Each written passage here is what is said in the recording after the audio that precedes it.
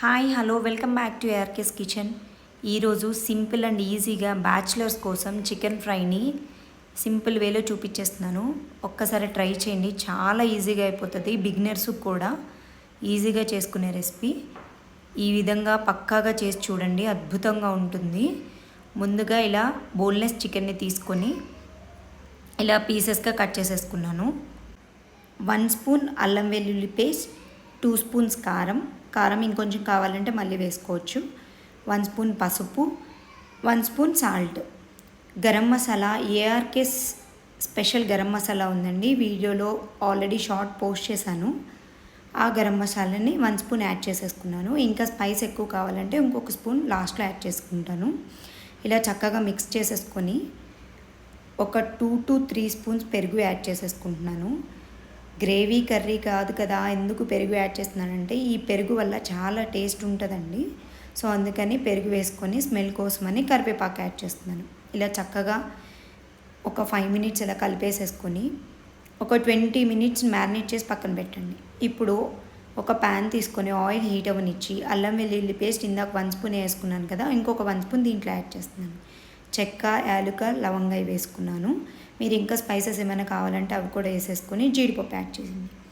జీడిపప్పు ఒక 1/2 కప్పు అలా ఇష్టపడితే వేసుకోవచ్చు, లేదు అంటే ఇక మీ ఇష్టము, ఆప్షనల్ అది. తర్వాత ఒక పెద్ద సైజ్ ఆనియన్ తీసుకొని ఇలా పెద్దగా చాప్ చేసేసుకొని వాటిని యాడ్ చేసేసుకోవాలి.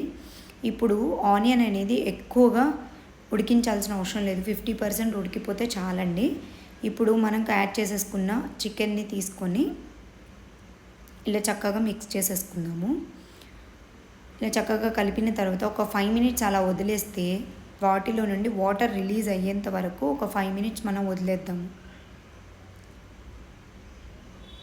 ఒక 5 minutes తర్వాత చూడండి, చక్కగా వాటర్ అంతా వచ్చేస్తుంది బాగా. ఇలా వాటర్ అంతా ఒక్కసారి మనం మిక్స్ చేసేసుకొని మూత పెట్టేసి ఆల్మోస్ట్ 20 minutes కనుక మనం మూత పెట్టేసి అలా ఉడికించేసామంటే ఆ వాటర్ అంతా చక్కగా అబ్జర్వ్ అయిపోతాయి. సో ఇప్పుడు మనం మూత పెట్టేసి ఉడికించేసుకుందాం ఒక 20 minutes. ఒక 20 minutes తర్వాత చూడండి, ఇలా చక్కగా వాటర్ అంతా పోయి ఇలా పీసెస్ కూడా చక్కగా ఉడికిపోయినాయండి. గంటతో అలా అంటుంటేనే విడిలిపోతున్నాయి, చూసారా, చక్కగా ఉడికిపోయింది. ఈ స్టేజ్లో మనం పెప్పరు ఇంకా కొంచెం కారం యాడ్ చేసేసుకుందాము. ఇలా 1 స్పూన్ పెప్పర్ వేసుకుంటున్నాను, మీకు ఘాటుని బట్టి మీరు ఇంకొక యాడ్ చేసేసుకోవచ్చు. కారం అనేది నేను మళ్ళీ వేసుకున్నానండి, బట్ వీడియోలో మిస్ అయింది. ఇప్పుడు ఒక 3 నుండి 4 పచ్చిమిర్చి వేసుకుంటే లాస్ట్లో ఆ ఘాటు అనేది పట్టాలి కదా, సో అందుకని మరో 5 నిమిషాలు ఇలా కలుపుకుంటూ ఒక 5 నిమిషాలు ఉడికించుకుందాం హైలో పెట్టేసి.